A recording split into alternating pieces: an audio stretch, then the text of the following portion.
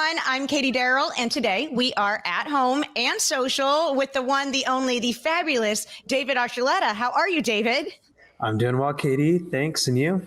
I'm really great. David, I feel like we have so much to cover today. It's kind of like a choose your own adventure book because we could talk tour, we could talk book, we can talk album, we could talk single. So I'm going to let you choose. Where do you want to begin on this journey? Oh, dang. We can go with the single, I guess. Moving. Yeah. Ooh, I like the way you move. Yeah. It is a fabulous single. I've been jamming it all morning in preparation of our little chat. What's really special about it is you have two versions. Tell me the story about it. So I'm super indecisive, and we did one version. We wrote it, and it was the original, just move-in mix. But then the producer, Nate Dodge, sent me another version, and he was like, "Hey, what do you think about this?" And it was like a more kind of like a roller skating rink kind of vibe. I don't know what it was. It felt more like nighttime. And I was like, ooh, that's pretty groovy. And he's like, so we could take it this direction. I was like, oh, I can't decide. So I was like, I'm like, maybe I can have my fans vote for which one they like to go with. But I was like, I'll just release both. And this is the choreography. You've never really been a big choreography guy in the past, and this music video allows us to see your moves, literally. Was that nerve-wracking for you? I was excited because for like this last year and a half, I was just like, I need to go out of my comfort zone. Dancing was one of those things, and so, but I've been taking choreography classes and just prepped for it, and it was a lot of fun to do. It was called Moving, so I was like, might as well move to it. What's great is obviously there's other people dancing along in the video, so you can kind of use them as a crutch, right? Right. Yeah, and they knew what they were doing, so I'm like, if I screw it up, then they'll cover me. Now that you have the single out, or the singles, right? There's the two different versions. Have you had the opportunity to hear the more dance version, the nighttime version, out like in a club? Have you been anywhere and been like, ooh, there's my single? No, I don't really go out anyway, but I play it like if I'm at my house. That's where I usually have my dance parties, is just at my house. So I'll be like grooving on my own. Actually, I go to like Latin dancing. So when I go out to dance, I usually go like salsa or bachata. They play that kind of stuff.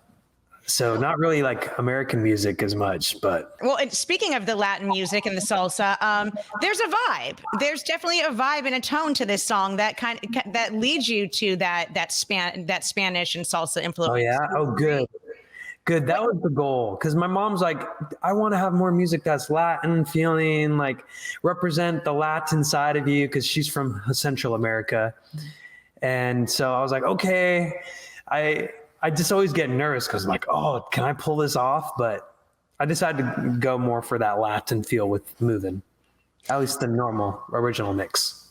So growing up, obviously in the industry as a teenager, your parents probably had a lot of input then. How much input do they still have? Because, they bridged that. A lot of people, I started my career, in my adulthood versus my teens. So I don't get a lot of static from my parents. Do they still sometimes forget that, well, David has grown up? No, I mean, I feel like my parents know nothing about what I do unless I tell them, other than like my mom saying, hey, when are you going to do Latin music? Which I still haven't done. So that shows how much I listen to them. So she's been asking me my whole life to do Latin, which I want to do. I'm Hispanic. So I just am nervous. I'm like, I don't know if my accent is good enough. I don't know if I can find the right collaborators to make Latin music. My Spanish isn't as great. So I don't know if I'm going to write good Latin lyrics, Spanish lyrics. But other than that, like, yeah, I mean, my parents usually don't know what I'm doing. They're usually like, my mom's like, I usually have to look on your website to know what you're up to and stuff. Well, I'm sorry. I don't know. I don't think about too much Sure, what I'm sure. doing. For those of you just tuning in, I'm Katie Daryl and he's David Archuleta. His latest single is called Move In and it's off of the album called Therapy Sessions. Pretty straightforward name there. I mean, truly, not to get too personal and dig, but let me peel the onion a little bit. How important is therapy, like in your life? You can get as personal as you want. I mean, that's why I made this album, because therapy sessions, it's called therapy sessions because these songs I literally wrote as I was going through therapy, like actual therapy with a therapist. And it was like a lot of the insecurities, a lot of the negativity, a lot of the doubt, a lot of the anxieties, a lot of the just feeling down. Just resurfacing and family issues that I didn't like exactly address, but just, however I was feeling, was the result of the album. That's how these songs came to be. Relationships, my frustration with why they were never working properly, why I would get like these triggers that would make me act like, what? This isn't how I normally act. Why is it all of a sudden like I start going bonkers and insane? So it was just a lot of that frustration and venting into songs. And so I feel like therapy is super important because I felt like there's a lot of stuff that I just had bottled up, and you just try to be happy. Like, I'm going to be happy. Why worry about the things that went wrong or the mistakes or the problems that happened? But if you don't address them, they kind of stay inside of you and start like stirring up. And then it's like they need to come out. And if you keep saying, no, everything's fine, I'm fine, nothing's wrong, it starts going like this. It's like your body needs to let it go until suddenly it just pops and you kind of explode. But therapy helps you to channel it properly and in a healthy way so that you can feel the pain, feel the sadness, feel the confusion, and then like sort it out and release it. And it is so healing. It's so therapeutic to go through that process. Did you always struggle with anxiety and those type of the stresses that you just described there? Or is that something that came later in life when you became a public figure? I've always had anxiety. I was always a nervous kid. I mean, my parents would be like, stop worrying so much. Like, I'm like, what if this happens? What if a tornado comes? What if the police pull us over? Or what if I get in trouble? What if I'm talking too much in school? Like, I literally, anything I could stress out about. If there was nothing, if there's nothing to exist, I could probably pull something out of my butt just to stress out about and worry and feel like the world's going to end. So it's just how I am. I'm an anxious person. I don't know why. I wish I wasn't, but at the same time, I feel like it helps me to be more prepared and plan ahead and be prepared for the worst to happen. And I don't know if that's a bad habit or what, but it's like, I'm always expecting the worst. I don't even try. It just is how it is. And that way I feel like if I'm prepared for the worst to happen, then I won't be as disappointed, which can be dumb because then I'm not expecting, I should be hoping and expecting for better things. But it leaves me surprised. Like American Idol, I thought I was going to get kicked off every week. And I expected to. I was just like prepared. I always prepared for the worst. Always was ready to hear the judges tear me up, for people to say I sucked. And I was always pleasantly surprised and grateful that I stayed there as long as I did. And stay there you did. I mean, you came in second. For those of you who aren't familiar with your career and wonderful success, David was on season 7 of American Idol. You were 16 at the time? 16 and 17 when it ended, 2008.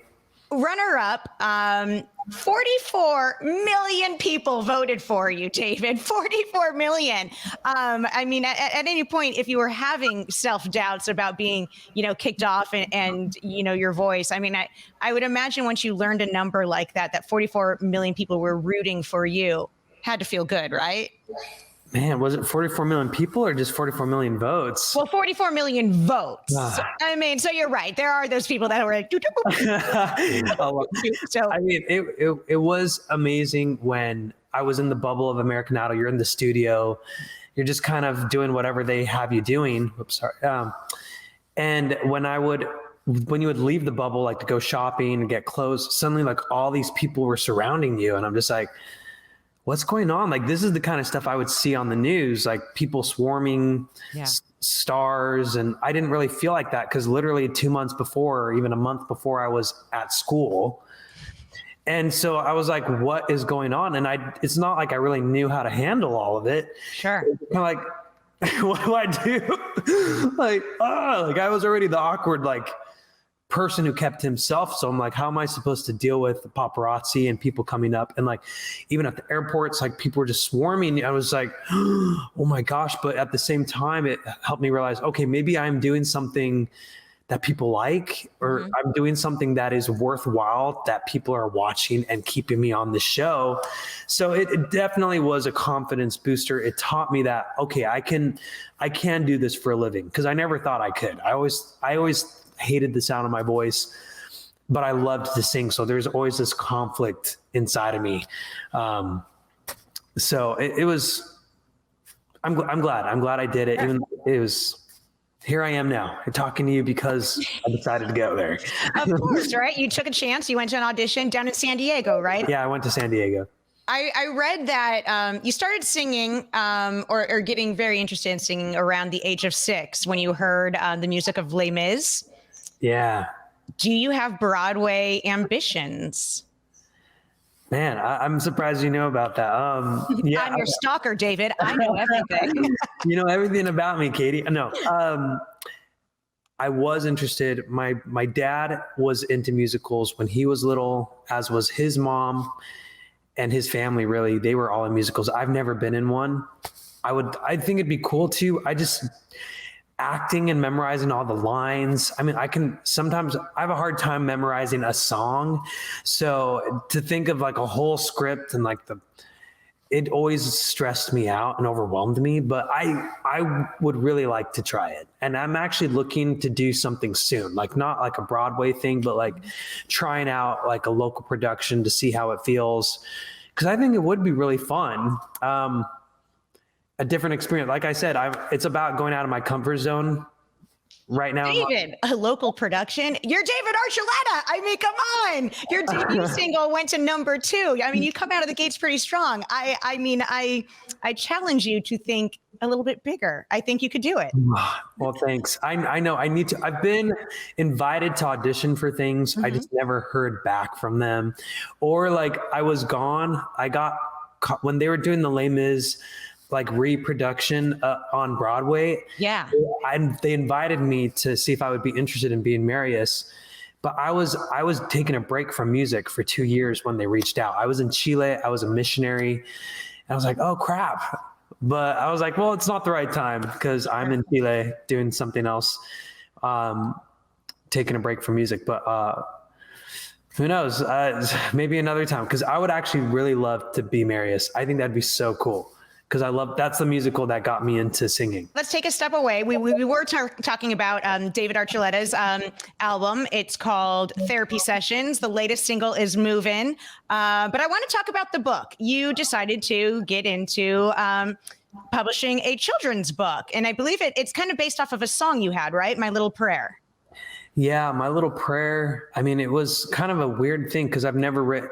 I know there are people who write songs from dreams they have, which I guess I've done. But this song, I literally heard all of it in a dream. But I try to, like, I'm a religious person. I'm faith-based. And so I try to pray every morning and every night. But sometimes I forget and I fall asleep before I can. And one of those nights that happened, I fell asleep before I could say my prayer. And I had this dream and I was talking to God and there's these chords were playing in in the dream.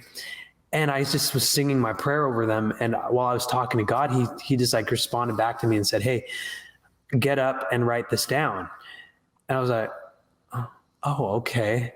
And I did. I mean, I was, at first I was like, wait, how do I get up from a dream? I'm not really sure how to do that. But he said, if you don't get up now, you'll forget it in the morning. So I was like, okay, I need to do it then.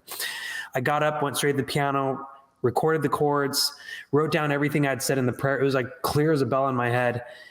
And I didn't change any of it because I just felt like it was a song that was given to me. And I didn't release it for a while. I was like, oh, this is kind of like a personal thing. But then I was like, you know what? I think I'm supposed to release it. So I did. And, yeah. And I was just something when I took a break and I was a missionary in Chile, the number one thing we did to teach people, I mean, like I taught them about my beliefs and Christ and God and all and service, but the number one thing we taught people was how to pray. And because even though there are a lot of Catholics and a lot of God believing people in Chile, most of them would say, I've never spoken to God. Like I've never said a prayer. And so it was so cool to teach people how to talk to this bigger possibility of a being out there and commune with him. And I just thought, how cool would it be to teach people at a young age how to do that from the get-go and know that they can have a relationship with the supreme being and their heavenly Father. And I just thought about my nieces and nephews, and if I have kids, my future kids. And I was just like, if I could leave my legacy of anything, like I know American Idol was cool and Crush and like a career, but if I could just teach them how to have their own relationship with a God who loves them, that'd be such a cool legacy to give them. And so the idea, my team presented the idea, and I've never been so excited about something. Like this is the most excited I've been about a project, even though it's so simple. The idea being to publish the children's book. Yeah. And like the illustrator's from Italy, Sarah, and she did a great job. And basically the book is just to teach people also, like not just about how personal prayer can be and conversational, but also that you won't, sometimes life doesn't give you what you wanted. You can get disappointed. There are disappointments with how life turns out, even when you ask for something else, but you can still be happy and things can still work out. So that's kind of the theme of the book.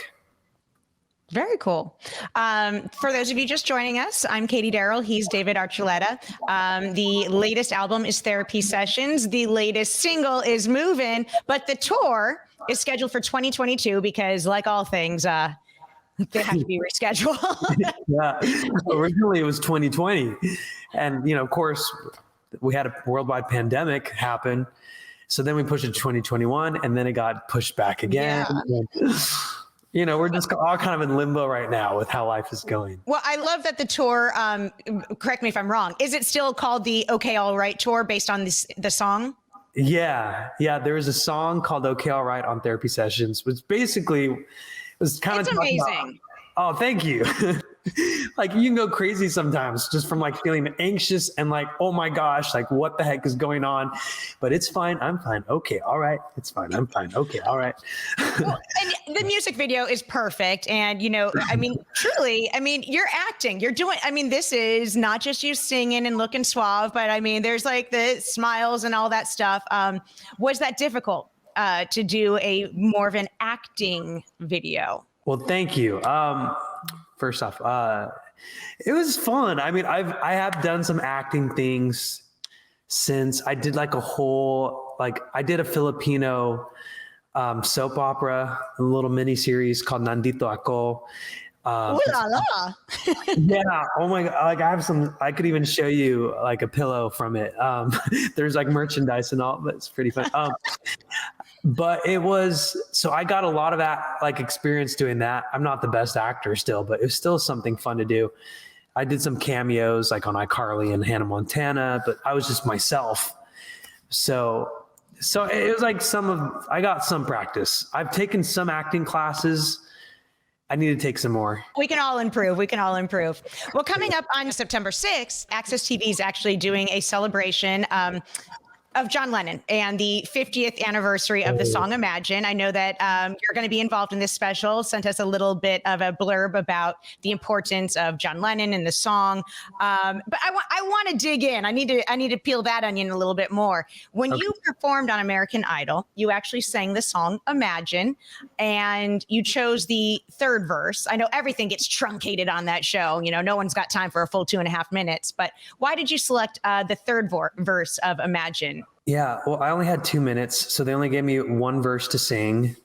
And I thought, on a family-based show, I knew what John Lennon's like message, like the vibe that he wanted to bring people together. Mm-hmm. And I felt like just starting off with the first verse, saying like when there's family and you're in a faith-based country like the United States for the most part, you know, and saying like, hey, imagine there's no heaven, it's easy if you try. I'm like, if I only have one verse, I don't think that's what captures what John Lennon wanted to really get to with the song. I'm sure like he started that for a reason, like, you know, to grab people's attention, but I was like, I wanted to bring, if this was my last, you know, I was always looking at every week was probably my last week on the show. So I was like, if I can leave people with one thing, I want to leave them with hope, with a message of like, hey, imagine like me, like just being more together, being more unified.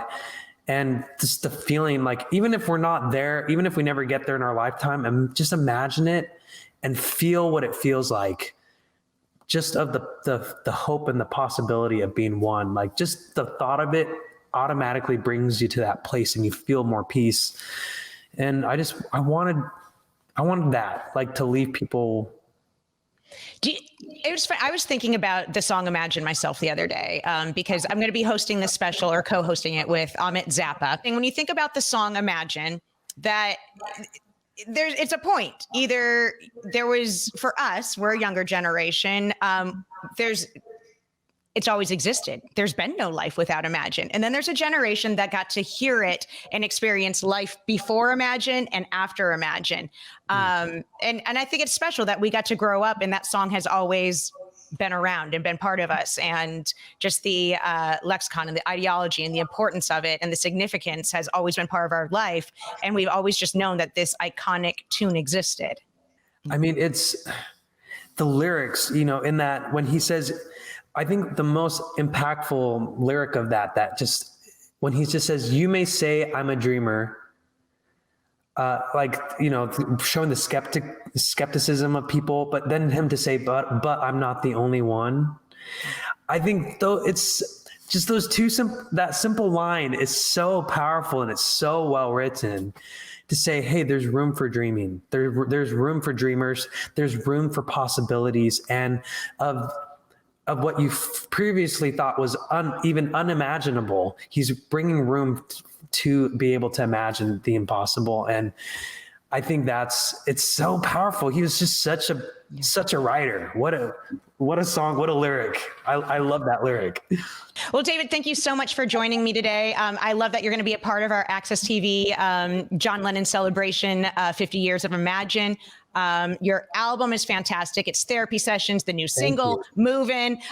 You're going on tour in 2022 with Okay, All Right. And of course, everyone needs to grab the book that you just wrote called My Little Prayer. Did I cover everything? Yeah, you did. You did a great job.